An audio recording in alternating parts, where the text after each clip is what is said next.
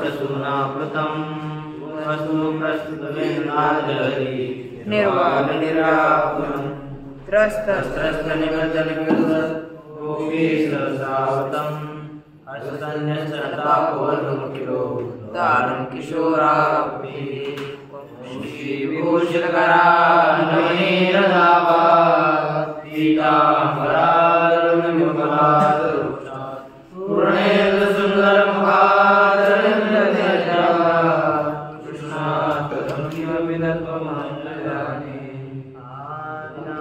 समारम्भान् श्रीज्ञानराजमध्यमान् अस्मदाचार्यपर्यन्तां वन्दे गुरुपरम्पराम्।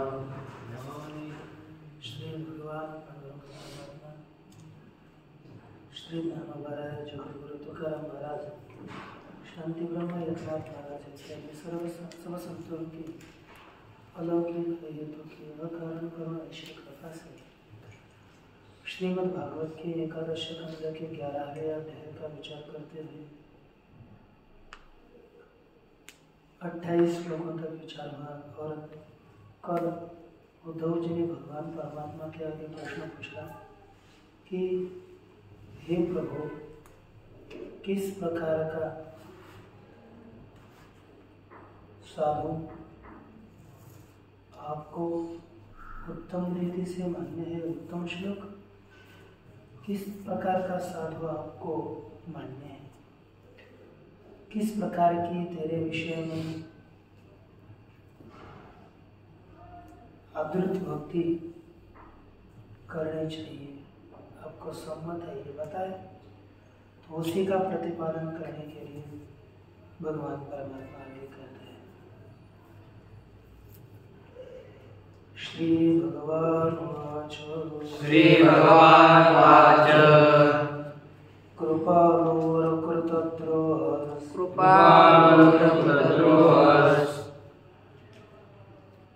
तितिक्षु सर्वदेहिनां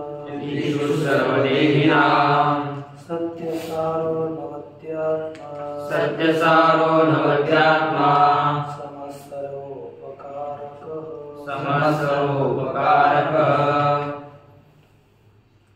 यहाँ पर साधु कौन सा मान्य है, तो उसी को समझाते हुए कहते हैं ऐसा साधु होना चाहिए। ये पहला गुण कृपालु, सबके ऊपर कृपा करने वाला पहला गुण दिया, कृपालु होना चाहिए। दूसरा गुण कहते हैं कि कृपालु के बाद अकृत द्रोह, अर्थात जो न कृत द्रोह द्वेष, जो किसी का भी द्वेष नहीं करता, द्रोह नहीं करता, द्रोह रहित।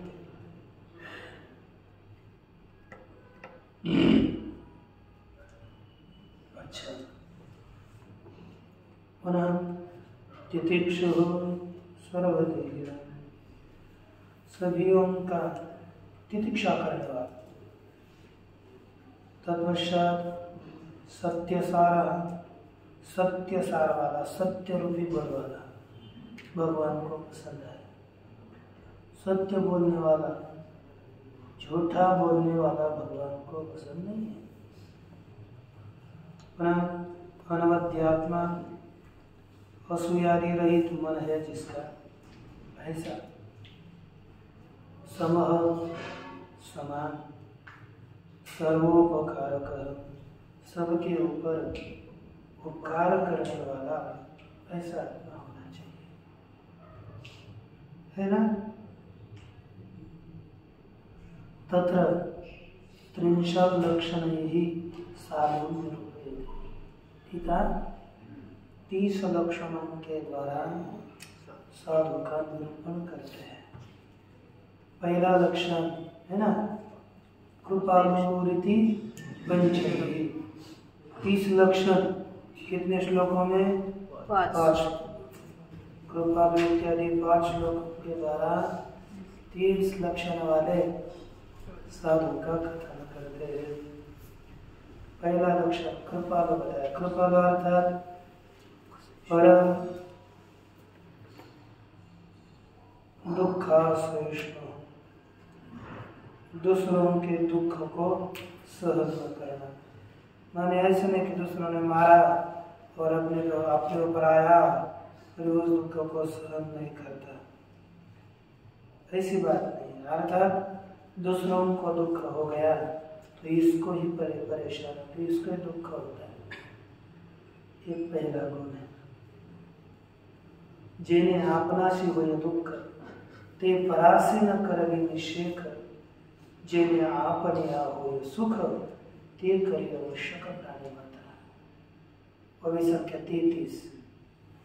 क्योंकि कैसा है, जिससे आपने खुद के लिए दुख हो जाए वैसा दूसरों को नहीं करता। जिस आपने को जिससे सुख होता है वैसा ही दूसरों के प्रति करता है। या नाम कृपालुता हे पहले लक्षण समता, दूसरे ते अद्रोहता एकाता। ये क्या हो गया? पहला लक्षण है कृपालुता, है कि नहीं? दूसरा क्या है? तो देखो लिखा अद्रोह सर्वदेहिना केषांचिद अपि अकृत द्रोह। सर्व जीवों का अर्थात किसी का भी जिसने द्रोह नहीं किया, किसी का भी द्रोह नहीं करता। स्वभावतः आदमी का कृपा करने का स्वभाव किसी का स्वभाव होता है, लेकिन बहुधा आदमी दूसरों का द्रोह करता है, द्वेष करता है, उसको ईर्ष्या होती है। क्योंकि अपनी बराबरी करने वालों के साथ ईर्ष्या होती है, फिर चलता रहता है ईर्ष्या। लेकिन साधना करते करते करते करते यदि अंतःकरण अतिशय शुद्ध होगा तो एक दूसरे की ईर्ष्या द्रोह नहीं होता।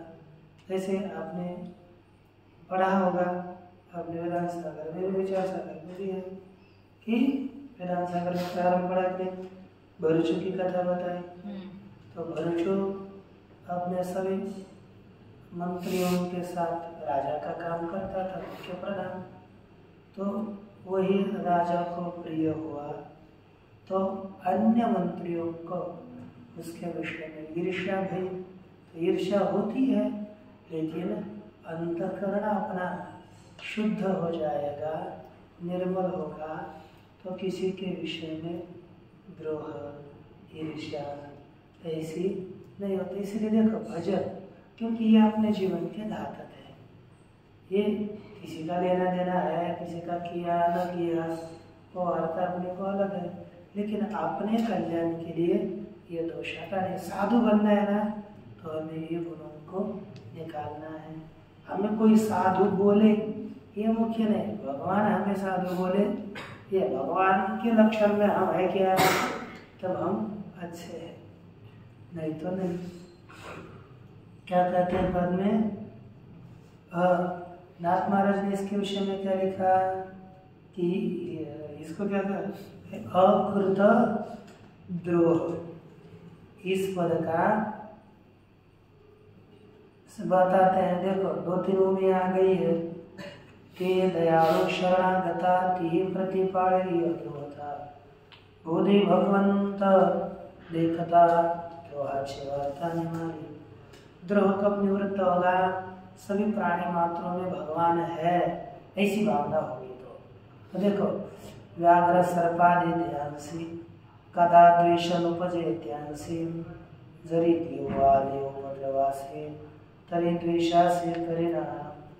व्याघ्र सर्प इत्यादि देह कभी भी उनको द्वेष उत्पन्न, उनके विषय में द्वेष नहीं होता। जरी देवादेव उपद्रवासी व्याघ्र सर्प इत्यादि हमको पीड़ा देने के लिए आ गए तो भी द्वेष नहीं करता। अपने को आपका उपकार करने वाले के ऊपर भी उपकार ही करता है। यह तभी हम अपने जीवन में बढ़ेंगे, ठीक है नहीं? ऐसे लक्षण अपने देखो, एक लक्षण लाओ अपने में। पहले कौन सा लाओ, आरंभ करो, फिर धीरे धीरे आएंगे सब लक्षण। कृपा से आरंभ करना चाहिए, क्योंकि फिर अग्रवता सहज सहज आती है। देहासी जालिया पदार्थे झड़करी जाली प्रारब्ध द्वेष योने दे कदा ना तोड़ो क्रोधा निज बोले।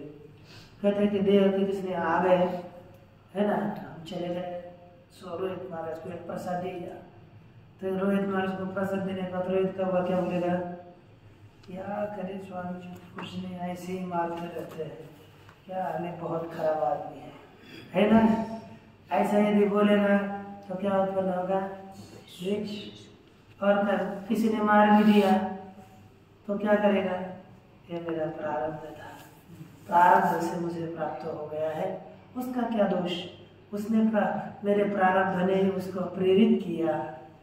ऐसे मान करके हम रहेंगे तो क्या होगा, कोई द्वेष नहीं उत्पन्न होगा, हम निराश नहीं होंगे अपने साधना के लिए, है ना, प्रवृत्त होंगे। इसलिए ऐसी बुद्धि रखनी चाहिए, है ना, किसी को भी, सबको। इसके बाद कहते हैं ये जान पार अद्रोहता, इसको ही कहते हैं अद्रोहता। तीसरा लक्षण क्या है भाई, तितिक्षु क्षमावान। तितिक्षु, अब तितिक्षा है, अब तितिक्षा क्या चीज है, तो हम लोग तो ज्ञानेश्वरी की वो भी जानते हैं, कौन सी, त्रिविध मुख्य आघवे उपद्रवान से बेड़ावे वरी पड़लिया है वाकुड़ा। जो त्रिविध दुख प्राप्त होने के बाद भी जो थोड़ा भी विचलित नहीं होता वह तितिक्षु है। तो यहाँ पर तितिक्षा का लक्षण क्या किया, देखो, संति वाढ़विली अति प्रीति ते भगवंता से हरे प्रियंती तेने आपने संपत्ति शांति चाहती दे। अपने सब संपत्ति का किसको दे दी, शांति को। तो नीचे लिखते हैं शांति का सकल भविष्य अखंडा से संतावाशी यालागी सहनशीलता तयंसी अहर्निशील निवार। शांति जिसके पास है वहाँ पर ही सहनशीलता रहती है। लागला सकल भूतंचा घटा न मने हा भला हो थोड़ा, सब भूतों ने उसको पीड़ित करना शुरू किया, तो भी हाँ अच्छा है खराब है नहीं बोलता। नाचत निज शांति चे चोटा संत गोटा त्याग। संत का लक्षण क्या है, ऐसे निज शांति से जो नाचता रहता है, कोई टेंशन नहीं लेता, वही संत है। ऐसी जैसा सहनशीलता तितिक्षा जान तत्वता, ऐसी जो सहनशीलता है उसको ही तितिक्षा समझनी चाहिए। इसके बाद है सत्यम सार स्थिरम बलम वायस्य। सत्य सार स्थिर अथवा बल है जिसका, उसको कहते हैं सत्य सार। और ये सत्य भी, इसका भी पालन करता है, सत्याची सत्यता अवधारी। इसको भी आप सुनो, और सत्य जिसका, जिसने आप स्वीकार किया, ते शुद्ध संत जानावे। ऐसे सत्यासाधार भूत ज्यांचे पाखो वा सत्य जीत, ज्याचे निबळे सत्य समर्थ, ते शुद्ध संत जानावे। 49 देखो, अपने लिए संत की भी आंखें आ गई, ठीक है। संत कौन है, जो सत्यों का आधारभूत है, जिसके आश्रित से सत्य जीता है, जिसके बल से सत्य समर्थ हुआ है, वही शुद्ध संत है, ऐसे समझो। अथवा जासी सबाह्य सत्यत्वे तुष्टि, जे सत्यत्व स्वरूपे आले पुष्टि, सत्यधारी रेत ढेकर दृष्टि, ज्यांची वाचा उठी सत्यत्वे। जानसी सबाह्य सत्यत्वे तुष्टि, जिनको अंदर बाहर सत्य से ही संतुष्ट होते, जे सत्यत्व स्वरूप आले पुष्टि, सत्य के द्वारा जो पुष्ट हो गए, सत्य के द्वारा ही जो ढेकर देते हैं, सत्य का ढेकर। और जो जिनकी वाचा भी सत्य से निकलती है, या नावजान सत्याचे सार, हे संतांचे वसते घर, हे मजमान्य संत साचार, निरंतर त्यापासी। यही सत्य का सार है। संत का रहने का स्थान है, ऐसा होना चाहिए, ठीक है नहीं? और जो ऐसा रहता है ये मुख्य लक्षण साधु चाहिए। ये संत साधु का मुख्य लक्षण है। यह अनाव सत्य सार संत लक्षण साचार हा चौथा गुण सधर अनवद्यापार। अब ये चौथा गुण बताया, इसके बाद अनवद्य इस पंचम गुण को कहते हैं, ठीक है? अनवद्यात्मा समः सर्वोपकारक। अब पांचवा गुण कहते हैं क्या? अनवद्य निंदा द्वेष दोष समस्त निजात्मबोधे प्रक्षालित। जो अपने निंदा असूया इत्यादि सब दोषों को उसने धो डाला है, निजात्मबोध से निंदा को भी दूर किया है। जैसे गुरु आज्ञा तीर्थी नाला, जो गुरु की आज्ञा रूपी तीर्थ में जिसने स्नान किया है, अर्थात गुरु आज्ञा का पालन किया है, नावोनी स्नान करके सर्वांगी निवारा, त्रिविध तापे सांडवला पवित्र झाला मधुरूपे, फिर 3 तापों के द्वारा उसको छोड़ दिया है। इस प्रकार रहता है। अरे उसकी पवित्रता क्या बताए? जो निंदा करने लायक नहीं है, महाराज ने लिखा काय सांगो त्याची पवित्रता तीर्थे मागते चरण तीर्था मी पदर वांछिता इतरांची कथा कायसी। उसकी पवित्रता क्या बताऊं? तीर्थ भी उसके चरण तीर्थ की चाह रखते हैं, मैं भी उसके पदरज की वांछा रखता हूँ। इतर की कथा क्या है? उद्धवा कृष्ण म्हणे उद्धवा अनवद्य गुण 5वा ऐकाता 6वा समसवा समभावे। ये पंचम गुण है। इसके बाद का 6ठा गुण कौन सा है? समभाव। उसको भी सुनो क्या है? ठीक है, मैं अपना चलते चलते अनवद्य अर्थात असूया रहित, असूयादियों से रहित, सम सुख दुखयो हो समो हर्ष विषाद रहित, सुख दुख इत्यादियों में समान है, हर्ष और विषाद से रहित है। देखो लिखते हैं आगे, मैं सब कुछ नहीं बताऊंगा। कहते आईसिया साम्यावस्थेसी दैवे आर्या सुखसी ते मुखले भावासी सहज समरसी विषम निजबोधे। ये सुख दुख इत्यादियों में समान रहता है। तैसे सुख दुःखाचे भान साधूंशी समत्वे जाण सदा निजबोधे सब संपन्न है अगाध लक्षण संतांचे। यही संत का एक अपार लक्षण बताया है। तत्पश्चात अंतिम में क्या दिया? हर्षादि रहित हो गए, यथाशक्ति सर्वेषां उपकारकः, सबके ऊपर उपकार करने वाला भी एक गुण है, परोपकारी। जैसे कोई संख्या 68, पत्र पुष्प छाया फल त्वचा काष्ठादि मूल वृक्ष सर्वांगे सफल सर्वांगे केवल उपकारी। ये जैसे पत्र वृक्ष सब रीति से पुष्प फल काष्ठ मूल इत्यादि सबके द्वारा उपकार करता है, उसी प्रकार साधु भी। मैंने एक दृष्टांत बताया, आप बाकी देखिए। अंतिम 74, तैसे चीजाना साधु पासी जो जो श्रद्धा धरी जैसी त्या त्या कसे सुखासी होत जगासी उपकारी। त्याप्रमाणे साधु के पास जो जो जैसी जैसी श्रद्धा धारण करता है साधु, उसको वैसे वैसे ही सब पदार्थ देते हैं और जग के ऊपर उपकार करते हैं। क्योंकि ये पद है ना अपना, तो जो भावा है देव तरी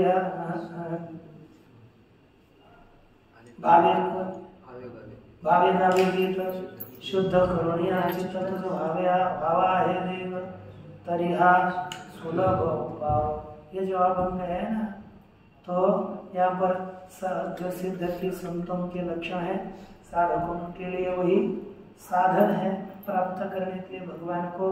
तो ये जो श्लोक देखा ना हमने, ये श्लोक के ऊपर वो सब अभंग छोड़ जाता है। नीचे के देखिए आनी कांचे का नहीं दोष मना इत्यादि सब है सब। और आगे देखो कामई कामैरहत धीर्दान्तो मृदुशुचिरकिञ्चनः अनिहोमितभुक्षान्त स्थिरो मच्छरो मुनिः कामैरहत धीर्दान्तो मृदुशुचिरकिञ्चनः अनिहोमितभुक्षान्तः स्थिरो मच्छरो मुनिः। इस प्रकार 7 गुण पिछले श्लोक में बताए और कुछ गुण प्रस्तुत श्लोक में कहते हैं। कामयी साफ आता है उपकारी के सहित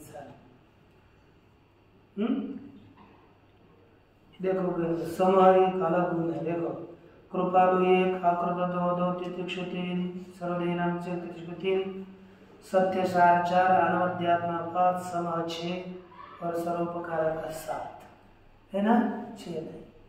तो देखो कामैरहत धी 8वां गुण कामना के द्वारा जिसकी बुद्धि हत नहीं होती जिसकी कामना दूर हो चुकी है कामना के द्वारा जिसकी बुद्धि व्याप्त नहीं है इस तरह से कामना के द्वारा अहत बुद्धि वाला पुरुष विषय कामासी विसरला जैसे उर्वशी आदि राशि जैसी काम शोभन उपजे जैसे उर्वशी भी आकर हमारे पास सो गई तो जिसको कामना निर्माण नहीं होती स्वानंद भोगिता आहर ऋषि विषय कामासी विसरला जिसको अपने आत्मानंद का उपभोग करते समय जो विषय कामना को भूल गया है ऐसा पुरुष यही 8वां गुण है लिखा ना 81 श्लोक में एवं उभय परिपाहता कामुनिमाला सर्वथा ये 8वें लक्षण तत्वता अकामता साधुची ये अकामता 8वां गुण है। 9वां क्या है कहा कि दांत 9वां गुण है इंद्रियों के ऊपर दमन करना 9वां गुण। 10वां गुण शुचि पवित्र रहना मृदु कोमल 12वां शुचि 13वां अकिंचन कुछ भी धनादियों से रहे 14वां अनिहा इच्छा रहे 15 मितभुक थोड़ा खाने वाला ज्यादा नहीं खाता 15 हो गया ना 16वां शांत 17 स्थिर 18वां मच्छर नहीं और मेरे ही शरण रहने वाला यह मुनि होता है। देखो टीका कामैहि विषयैहि अक्षुभित चित्त कामना के द्वारा विषयों के द्वारा जिसका चित्त क्षुब्ध नहीं होता अक्षुभित चित्त वाला है।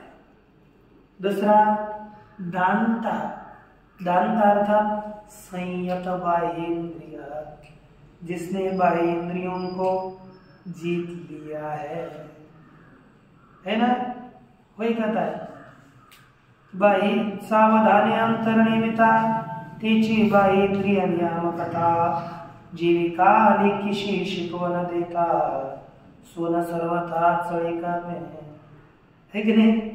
तो सावधान अंतर्निमिता यदि हमने अंतकरण को सावधान रीति से नियंत्रित किया मन को विषयों के ऊपर नहीं लगाया तो बाह्य इंद्रियों को भी जीत लेते हैं। जैसे दृष्टांत लेते हैं घर में एक बेटी और बहू है तो चली गई डांट माँ आ गई डांट करके बेटी को दो चार एक ही लगाई थोड़ी लगाई क्रोध से लगाई तो बेटी को शिक्षा देने के बाद सुन उसको देख करके सासू भाई बहुत ज्यादा मारती है तो उसको बोलने की आवश्यकता नहीं है तो इसको ही मार देख करके वही थर करके बोलते हैं सर हमको इन्होंने एक बार चुप करिए हमको ऐसा कुछ नहीं करना शिक्षा होती है। वैसे यहाँ पर अंतःकरण को नियमित किया तो बाह्य गुण बाह्य भी नियंत्रित होता है। ऐसी बाह्येंद्रिय नियामकता सदासी हे जानाची जानावी साधूची दांतता। ये बाह्येंद्रियों को नियंत्रण कराना साधु की दांतता है। हा 9वां गुण तत्वता ऐका था दशमाते। दशम गुण को भी सुनो, क्या है? मृदु है ना, ये सबके ऊपर सबके साथ मृदु रहना, कोमल। जैसे दृष्टांत देते हैं, जैसे आकाश सर्वांशी लागे परि कठिन नभे कोनी भागे, देवी साधु जन सर्वांगे मृदु लागे सर्वांशी। आकाश की तरह सबके लिए मृदु होता है, यही साधु की अति मृदुता है। उसके बाद 11वां गुण कौन सा है? सुचिष्मता। तो कहते हैं साधु चीजें बहन, साधु चीजें सुचिष्मता मंतता ते भगवत भजनीची तत्वता, पवित्रता भगवान के भजन से है। व्रत तपदानादि तीर्था सुचिष्मंतता त्याचीनी, इसके द्वारा ही व्रतादियों में भी पवित्रता है। परदारा आदि परधन सर्वथा जात नाथळे जाचे मन, गंगादि तीर्थे त्यांचे जान चरण स्पर्श वंचित। जो अन्य के धन को और अन्य के पत्नी को नहीं चाहता, और है ना, गंगादि तीर्थे उनके चरण स्पर्श करते हैं। इसलिए देखो, जो सबसे विरक्त है ना इन विषयों से, वो समझ लेना वो साक्षात गंगा जिसके तीर्थ को चाहती है वो पवित्र साधु है। हमें किसी को दोष देने की आवश्यकता नहीं। ये गुण दो गुण, वो मन में भी अन्य स्त्री के विषय में द्रोह भावना रखता है क्या, अथवा दूसरे को ही ये इसका धन मुझे ही मिल जाए, वो चाहता है कि प्रारब्ध प्राप्त उसमें ही जीता है ना। तो कैसा है? यदि ऐसा है तो समझ लीजिए कि वो इतना पवित्र है। अब ये बताने के बाद आगे का धर्म कौन सा है? शुचि ही अकिंचन। क्या गुण है? अकिंचन, अर्थात किसी के भी धनादियों की, अब धन से रहित, परिग्रह से रहित। वही करें साधुंची अपरिग्रहता, परिग्रहो नातळे चित्ता, देहगेहेसी निसंगता, अकिंचनता त्यानाव। 1:901। साधु की अपरिग्रहता है ना, परिग्रह उनके अंतकरण में नहीं रहता, वही अकिंचनता है। ऐसे अकिंचनता होनी चाहिए। अकिंचन अपरिग्रह, अनि हो करिए दृष्ट क्रिया शून्य, दृष्ट क्रिया से रहित, प्रत्यक्ष क्रिया नहीं करता, ठीक ना, चेष्टा रहित। उसके बाद क्या है? मित भूख। कितना खाता है भाई? ज्ञान अकिंचनता बहुत बताया है ना। कहाँ तक? 16 तक है। याना वो मुख्य अकिंचनता तुझमें संग तरी तत्वता, हे 12 विलक्षणता एकाता अनिहा। बस 16 पूर्वी के आगे आणि हा का वर्णन है। अनिहा झाली वापुडी, जेत जाय तो दूर दौड़ी, कोणी राहोने दी अर्धघड़ी होती चल पड़ी निराश रहे। इस प्रकार कोई आया तो उसको दूर करता है, क्योंकि ही हा वैरीने साधावया संतांचे बसवणे उपाया तिच्या पाया प्रवृत्तरी। तो ये एक चेष्टा है ना, बहुत कठिन होती है, फिर उसको छोड़ना है। तत्पश्चात किसको दूर करना है? मित भूख है। खाना है थोड़ा ज्यादा नहीं, जितना काम हो चले उससे ही अपना जीवन चलाए। इस तरह से आपको बताया। अब यहाँ पर, यहाँ से लेकर कहाँ तक? यहाँ कहाँ तक हो गई? 35 तक समाप्त हो गई। 34 तक आने हो गई। उसके बाद मित भोजन का आरंभ किया, 35 हो गई। आप तक मार करके रख सकते हैं, तो ये भी बताना पड़ता है ना। देखो अग्नि आदि आपण मग ते आराते अंगीकारी साधु आदि द्वैताति निवारे मग स्वीकारी आराते। साधु द्वैत को दूर करता है, फिर आहार को स्वीकार करते, इसके पंचमित भोजन, परिमित भोजन। क्या करना दूसरा? नीचे लिखा 42 में ग्रासो ग्रासी ब्रह्मार्पण त्या नाम परिमित भोजन हे 14वे साधूंचे है ना, 14वे लक्षण साधूंचे मेरे भोग 14 हो गया।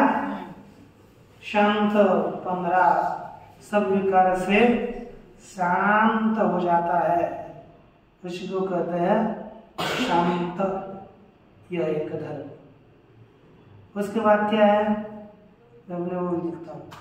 शांतता के बाद में है मच स्थिर। स्थिर ये 16वां गुण है कि नहीं? ऐसी स्वधर्म कर्मी अवस्था ती नाव उत्तम स्थिरता, हे 16वी लक्षणता मच्छरणता त्या 59 और 49 में शांतता का गुण है वार्ता में, 49 59 और अंतिम में कौन है? मच्छर भगवान के शरण जाना। कैसे?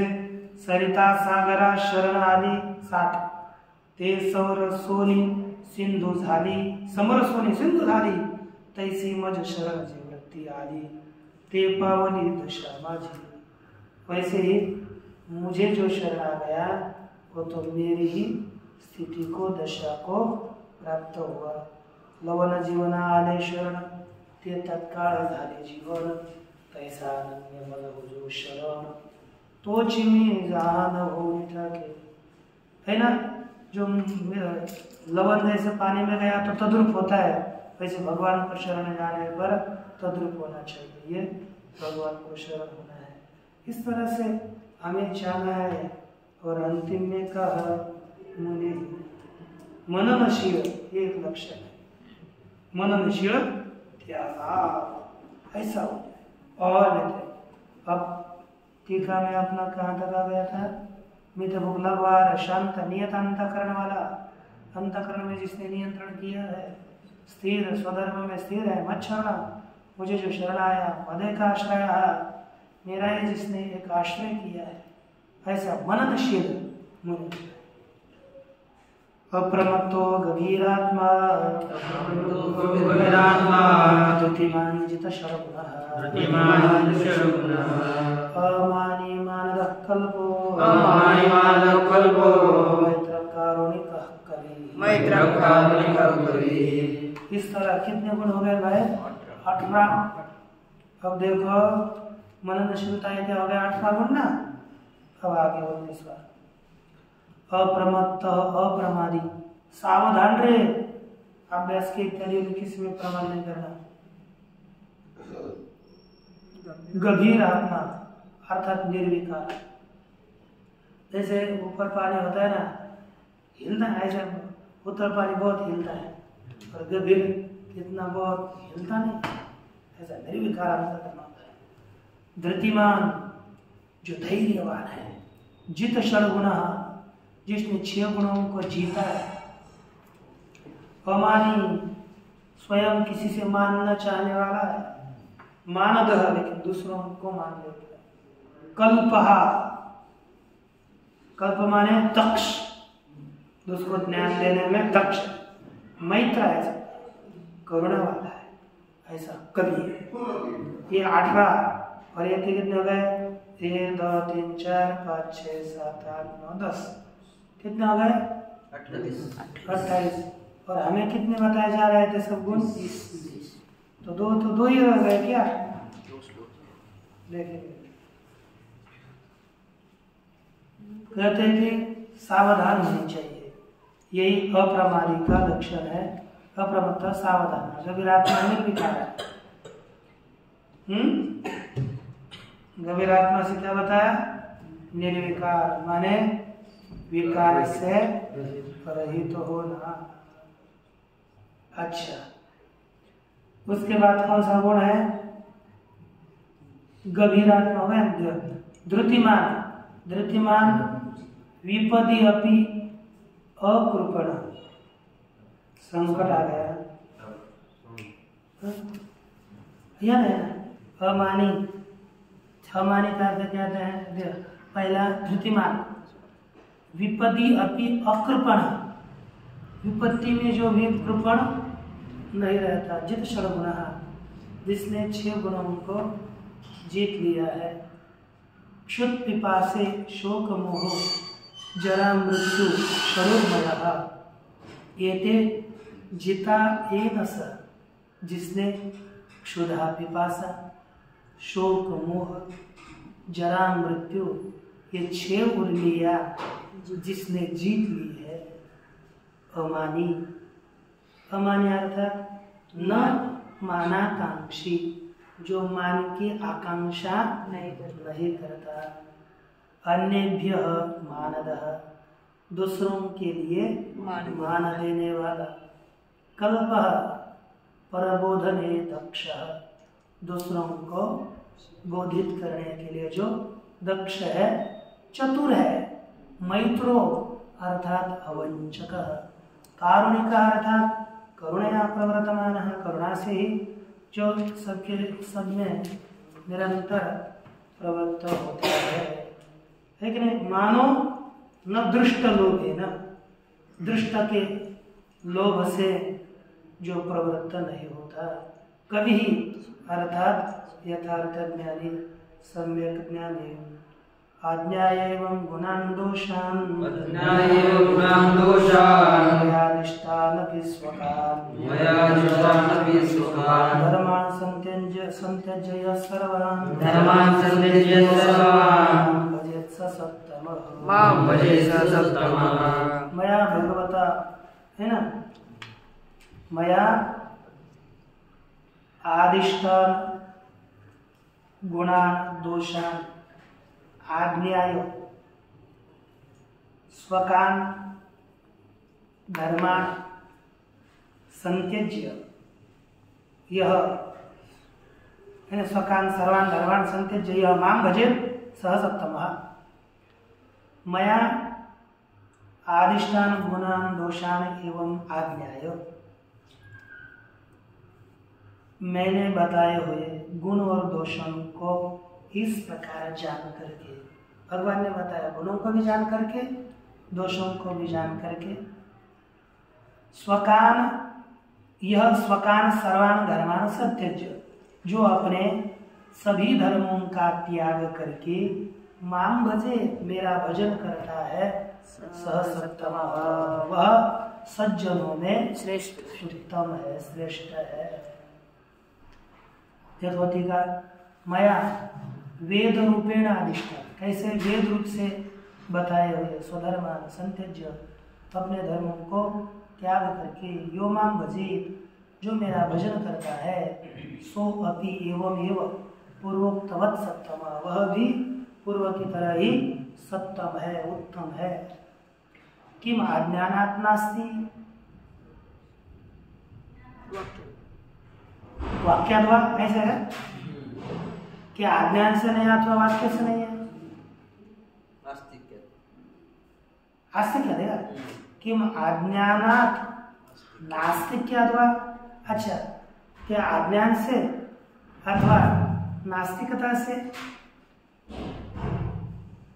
इसका त्याग नहीं होता है। न धर्माचरणे सत्व शुद्धादीन गुणान विपक्ष नरकपातादीन दोषान च आज्ञाय, धर्माचरण में सत्व शुद्धि इत्यादि गुणों को जान करके और दूसरे विरुद्ध पक्ष में नरकपात इत्यादि दोषों को जानकर, ज्ञात्वापि मद ध्यान विक्षेपकतया, मेरे ध्यान से विक्षिप्त करने वाला होने से, मद भक्त्या एव सर्वं भविष्यति इति, मेरे भक्ति से सब कुछ सिद्ध होगा, इस दृढ़ निश्चय से धर्मान संत्यज्य, सभी धर्मों का त्याग करके, अथवा दूसरा अर्थ करते हैं यद्वा भक्ति दार्ढेन निवृत्ताधिकारतया संत्यज्य, अथवा भक्ति की दृढ़ता होने से बाकी से जिसका अधिकार निवृत्त हो गया है ना, निवृत्ताधिकार वाला होने से संत्यज्य सभी धर्मों का त्याग करके, अथवा तीसरा विद्या एकादशी उपवास, कृष्ण एकादशी अनुपवासा निषेध्य श्राद्धा निवेद्य अनिवेद्य श्राद्धादयो ये भक्ति विरुद्धा धर्मा तान संत्यज्य, अथवा क्या करना है, इनको रखे। कौन कौन? विद्या एकादशी, उपवास, कृष्ण एकादशी है ना, अनुपवास, अनिवेद्य, श्राद्ध इत्यादि जो भी भक्ति के विरोधी है उन धर्मों का त्याग करके, है ना। अब ये विद्या एकादशी जैसे इसका विचार हम पूर्ण करेंगे कल, क्योंकि विद्या एकादशी कौन सी एकादशी क्या है इसका विचार देखेंगे। ओम पूर्णमदः पूर्णमिदं पूर्णात् पूर्णमुदच्यते पूर्णस्य पूर्णमादाय पूर्णमेवावशिष्यते। ओम शांति।